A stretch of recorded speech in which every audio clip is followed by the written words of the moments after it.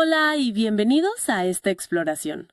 Hoy nos vamos a meter con unos fragmentos de una obra, histórica, muy conocida y la verdad bastante controvertida.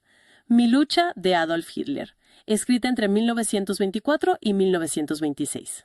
La idea hoy es mirar un poco las ideas centrales que aparecen en estos extractos que tenemos. Vamos a ver los argumentos, el contexto que les dé el autor, las historias que arma. Y, ojo, es importante decir que solo vamos a presentar el contenido tal cual está en el texto, ¿sí? Sin apoyar ni validar nada, de forma imparcial. Queremos entender qué dice, qué argumenta. Para arrancar, algo que llama la atención, fíjate, es como él mismo se presentaba años después de escribir el libro. Hay citas por ahí de 1933 donde dice ser pacifista, ¿no? Argumentando contra la guerra, que era terrible y que él quería enfocarse en problemas de Alemania, como el desempleo, que decía haber bajado un montón. Claro. Por ejemplo, en una entrevista llegó a decir algo como, «Estoy loco, guerra. Una guerra nueva no arreglaría nada». Choca bastante con la imagen que uno tiene, ¿no? Totalmente. Incluso dijo que si se arreglaba lo del Sarre, ya no habría problemas con Francia. Una declaración fuerte para ese momento, considerando lo que vino después. Interesante para empezar. Bueno, vayamos al libro mismo. El texto arranca destacando mucho dónde nació, Braunau am Inn, ahí en la frontera entre Austria y Alemania. Ajá. Y desde ahí nomás plantea que unir Austria y Alemania es como una misión vital. Hay una frase bien directa. La Austria germana debe volver al acervo común de la patria alemana. Pueblos de la misma sangre corresponden a una patria común. Exacto. Y lo notable ahí, es que no lo justifica por temas económicos, que uno podría pensar, sino directamente por la raza. Claro, el argumento es solo cuando todos los alemanes estén juntos en un estado, y si ese estado ya no da abasto para mantenerlos, ahí recién, digamos, aparece la justificación moral para ir a buscar tierras afuera. O sea, la necesidad interna justifica irse para afuera. Tal cual, una necesidad definida por la raza, ¿no? Y usa una imagen potente. El arado se convertirá entonces en espada. Como diciendo, la expansión es casi inevitable, biológica. Y esta idea nacionalista, según cuenta él, le viene de chico, de la escuela. Dice que le encantaba la geografía y sobre todo la historia. Lo dice así sin vueltas. Me hice nacionalista. Ajá. Aprendí a comprender y a apreciar la historia en su verdadero sentido. ¿Qué querrá decir con eso de verdadero sentido? Bueno, el texto lo explica un poco diferenciando, digamos, dos tipos de lealtad. Por un lado, critica fuerte lo que llama patriotismo dinástico. ¿El de los reyes? ¿Los Habsburgo? Ese mismo los llama dinastía degenerada. Y por otro lado pone por las nubes el nacionalismo popular, el que se basa en la raza, en el pueblo alemán. Entiendo. Describe a la vieja Austria como un estado de nacionalidades diversas, un lío de pueblos, ¿viste? Y según él, ahí el alemán estaba siempre peleando por su idioma, por su identidad, contra una supuesta eslavización. Una lucha constante, según él. Sí, y llega a decir, fíjate qué fuerte, que el asesinato del archiduque Francisco Fernando fue casi como justicia divina, porque lo veía como un enemigo encarnizado del germanismo. Esa tensión entre ser leal al Estado multiétnico o ser leal a la raza es clave en todo su pensamiento. Después viene la etapa de Viena. La describe como súper importante, formativa, pero durísima también. Polacos, húngaros, muchos grupos distintos. Y ahí es donde mete con fuerza la figura del judío como un eterno vacilo disociador. Un elemento extranjero que, según él, pudre todo. Las descripciones son crudas. Habla de vagabundos en la penumbra y entre el barro. Sí, Viena es como el caldo de cultivo donde se cocinan sus ideas políticas y sociales. Cuenta su experiencia como obrero. Al principio no quería saber nada con los sindicatos. Ajá. Y después se pone a estudiar la socialdemocracia leyendo sus diarios, como el Arbeiterzeitung. Y describe algo que le llama la atención. Una doble cara, digamos. ¿Cómo sería eso? Por un lado, la teoría, los libros socialistas, con palabras grandes sobre libertad, dignidad para los intelectuales. Y por otro, la prensa diaria para la gente común, que él califica de brutal y mentirosa. Ah, mira vos. Y lo que más le choca, dice, es escuchar a algunos obreros negar la nación, la patria, la ley. Eso le impacta mucho. Y es en Viena, entonces, según el texto, donde su antisemitismo se afianza, se vuelve central. Totalmente. Dice que descubrió que la cúpula del Partido Socialdemócrata estaba casi exclusivamente en manos de un elemento extranjero. Y ahí concluye. El judío no era alemán, una conclusión determinante para él. Y describe su propia transformación. De débil cosmopolita debí convertirme en antisemita fanático. Hay una frase que él marca como clave. Solo el conocimiento del judaísmo da la clave para la comprensión de los verdaderos propósitos de la socialdemocracia. O sea, ata directamente judaísmo y socialdemocracia, las ve como dos caras de la misma moneda destructiva. Exacto. Y también critica a la prensa liberal grande, la prensa mundial, dice. Por un lado, los acusa de servir a intereses extranjeros, a la corte. Ajá. Pero al mismo tiempo, nota que ahí también hay una fuerte presencia judía, igual que en la prensa obrera, según él. Como que ve un patrón. Claro.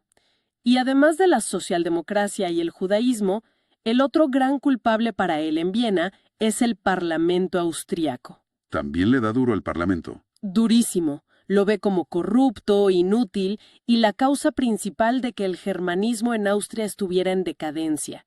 Y ahí analiza a dos políticos importantes de la época, George von Schornerer, el pangermanista, Sí. y Karl Lueger, el alcalde de Viena, del Partido Cristiano Social. ¿Y qué dice de ellos? A Schornerer le reconoce que vio claro el problema, la necesidad de unir Austria a Alemania, pero lo critica por no saber llegar a la gente, a las masas, y sobre todo por su campaña anticatólica, el Los von Rom. ¿El separarse de Roma? Exacto. Dice que fue un errorazo, porque dividió a los alemanes. En cambio, a Lueger lo elogia. Dice que era un zorro, que entendía a la gente, usaba bien la propaganda, se ganó a la iglesia. Más pragmático, digamos. Mucho más. Y admira su antisemitismo, aunque le parece superficial porque era más religioso que racial. Pero al final concluye que los dos fallaron, y de los dos saca lecciones, de lo que hicieron bien y mal según su criterio. Y de toda esta mezcla de experiencias y críticas, el texto saca un principio que va a ser fundamental más adelante, ¿no? Sí, uno clave. Que la misión principal no es mantener un Estado como está, sino conservar la raza. Y esto lo usa para justificar hasta la rebelión contra un gobierno si ese gobierno daña a la nacionalidad. Exacto. La frase es terrible. El derecho humano priva sobre el derecho político. Pone la raza por encima de todo, de la ley, del Estado. Un concepto muy radical. Bueno, demos un salto ahora. La Primera Guerra Mundial. Ajá. Él cuenta que cuando se alistó en 1914 en el ejército bávaro, fue el inicio de la época más sublime e inolvidable de su vida. Lo describe con mucho fervor. Sí, narra cómo pasó del entusiasmo patriota del principio al horror de las trincheras, la camaradería, el proceso que transforma al voluntario idealista en un soldado curtido. Lo resume diciendo: el joven voluntario se transformó en veterano. Y muy ligado a la guerra, le dedica un montón de espacio a analizar la propaganda. ¿Ah, sí? Es un tema recurrente. Importantísimo para él. Y es muy crítico con la propaganda alemana. Dice que era muy intelectual, poco atractiva para la gente común y sobre todo un desastre psicológico. ¿Por qué? ¿Qué errores le ve? Por ejemplo, dice que burlarse del enemigo, pintarlo como débil, hacía que los soldados alemanes se confiaran, y después, cuando veían que el enemigo resistía, se desmoralizaban. Claro, un efecto contrario. Exacto. En cambio, elogia mucho la propaganda de los aliados, sobre todo la inglesa y la yanqui. Dice que era genial psicológicamente.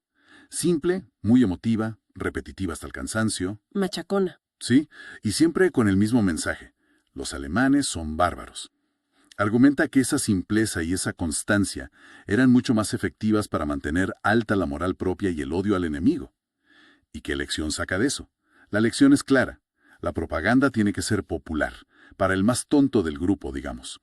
Concentrarse en pocas ideas, machacarlas como lemas y ser súper persistente. Hay una cita que dice: toda propaganda eficaz debe concretarse solo a muy pocos puntos y saberlos explotar como lemas. Entiendo.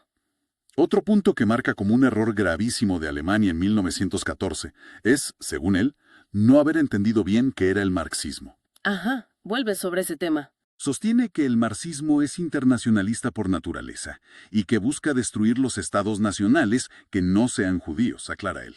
Una visión muy particular del marxismo. Cree que se tendría que haber aprovechado la ola de patriotismo del principio de la guerra, que también llegó a los obreros, para eliminar físicamente a los líderes marxistas. Los llama impostores, criminales. Una propuesta brutal. Y critica mucho al Kaiser Guillermo II por haber intentado acercarse a esos líderes en lugar de, aplastarlos. Lo ve como una debilidad fatal. La guerra para él termina de forma muy fea. Cuenta que lo gasearon en octubre de 1918. Sí, casi al final. Y que estando en el hospital recuperándose, se entera de la revolución en Alemania y del armisticio. Lo describe como el peor momento de su vida. Un shock total. Siente una traición enorme y un odio profundo hacia los que él considera responsables del desastre. Y ahí es donde toma la decisión. Había decidido dedicarme a la política. El punto de quiebre definitivo. Después de la guerra, vuelve a Múnich y se encuentra con un caos total, una situación insostenible, dice. Se refiere a la Revolución Bávara, al corto periodo de la República Soviética de Múnich. Que él llama directamente hegemonía judaica. Exacto. Sus primeros pasos en política organizada los da dentro del ejército. Participa en cursos de formación ciudadana para soldados, en comisiones de investigación. Sí, el ejército fue su primera plataforma, digamos. Y ahí el texto resalta un momento que él presenta como una revelación intelectual. ¿Cuál? Asistir a una conferencia de un tal Gottfried Feder, un ingeniero, economista. Ah, sí, lo menciona. Feder le explica su teoría de la diferencia entre el capital productivo, el que viene del trabajo, de la industria, y el capital especulativo, el financiero, ligado a la usura, a los intereses. La famosa distinción. Exacto. Y el autor dice que eso fue la clave, la pieza que le faltaba para pensar en fundar un partido nuevo. Cito textual, convencido de haber encontrado la clave de una de las premisas esenciales para la fundación de un nuevo partido. O sea, la lucha contra ese capital financiero internacional, que él asocia mucho con los judíos, se vuelve central en su discurso. Fundamental desde el principio. Y su entrada en un partido político formal es casi de casualidad, según cuenta. Sí, bastante curioso cómo lo narra. Va a una reunión de un grupito mínimo, el Partido Obrero Alemán, DAP, un círculo nacionalista chiquito en Múnich. Casi desconocido. Y en medio de un debate se levanta y discute a los gritos con uno que proponía separar Baviera de Prusia.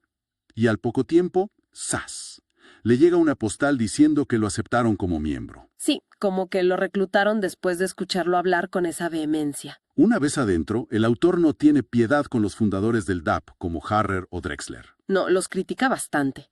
Los pinta como buena gente, pero inútiles, sin capacidad para hablar en público, sin decisión. Y él se pone en contraste, ¿no? Dice tener las virtudes militares para la política. Agilidad del galgo, la resistencia del cuero y la dureza del acero de Krupp. Se ve a sí mismo como el líder nato que faltaba. Y enseguida se enfoca en lo que él cree que es lo importante, la propaganda y organizar actos públicos grandes. Insiste mucho con el poder de la palabra hablada, de la oratoria, para mover a la gente. Sí, la oratoria es una obsesión para él. Cuenta cómo en los debates aprendió a responderle a los marxistas. Por ejemplo, comparando el Tratado de Versalles que le impusieron a Alemania con el de Brest-Litovsk que Alemania le impuso a Rusia, para que no lo acusaran de imperialista. Buscando siempre el argumento efectista, ¿no? Bueno, llegamos a la segunda parte del libro. Esta la escribe después del intento de golpe en Múnich y de estar preso, ya en 1926. Ajá, acá el tono cambia un poco. Se vuelve más doctrinario. Sí, busca como consolidar la ideología, la estructura del partido, que ahora ya es el Partido Nacional Socialista Obrero Alemán, el NSDAP, y marca una diferencia enorme entre lo que él llama una concepción ideológica del mundo, una Weltanschauung. Algo totalizador, casi religioso. Eso, que busca cambiar todo, y lo diferencia de los programas políticos comunes de los partidos tradicionales, a los que desprecia. Dice que son superficiales, solo para ganar votos, sin convicción real. Claro, él se ve como portador de una verdad superior, no de un simple programa electoral. Y en estos fragmentos expone más a fondo los pilares de esa Weltanschauung. ¿Cuáles serían esos pilares? Primero, y lo más importante de todo, la raza. El Estado no es lo principal, es solo una herramienta para cuidar y mejorar la raza aria, que él considera la única que crea cultura valiosa. Exactamente. Cualquier mezcla de razas, la bastardización, la ve como una catástrofe, una degeneración. La pureza de sangre es la base de todo. El objetivo número uno del Estado tiene que ser velar por la conservación de aquellos elementos raciales de origen. Y dentro de esa lógica, ¿dónde queda el judaísmo? Como la antítesis total. Lo presenta como un pueblo sin Estado propio, pero que actúa como un Estado dentro del Estado para disolver a las otras naciones. Y que usa armas como el marxismo o las finanzas internacionales para lograrlo. El enemigo absoluto. El enemigo absoluto. Segundo pilar, el principio de liderazgo, el Führerprinzip, el rechazo a la democracia. Total. Nada de parlamentos, ni votos de mayoría, ni decisiones en grupo. Propone un sistema donde manda la autoridad de un líder único en cada nivel, con responsabilidad total. Imagina cámaras consultivas, sí, pero la decisión final siempre la toma uno solo. La frase clave es: desaparecen las decisiones por mayoría y solo existe la personalidad responsable. Autoridad absoluta. Tercero, vuelve a insistir con la propaganda y la oratoria. ¿Sí? Machaca con eso. La palabra hablada es superior a la escrita para mover a las masas. Hay que apelar a la emoción, no a la razón.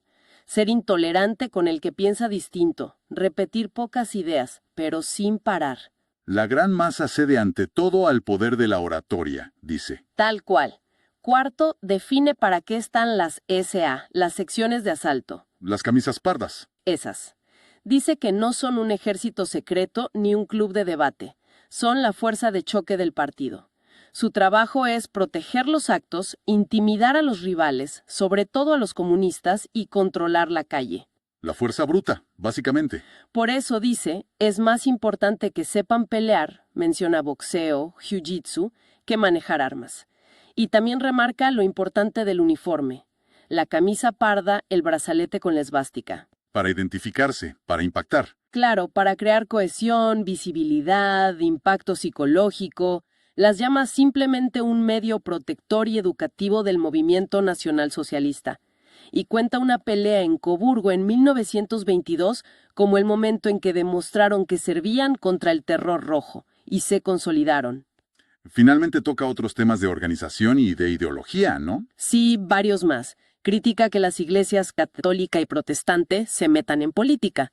Dice que las peleas entre ellas son una trampa del judaísmo para dividir a Alemania. Siempre vuelve al mismo punto. Siempre. Quiere un Reich fuerte, centralizado. Critica el separatismo de Baviera, aunque les deja un rol cultural a los estados. El ejército tiene que unir, no dividir por regiones. Y cuenta detalles como el diseño de la bandera con la esvástica. ¿Sí? Dice que la diseñó él mismo después de muchos intentos. Sobre un fondo rojo, un disco blanco, y en el centro de este, la cruz gamada en negro.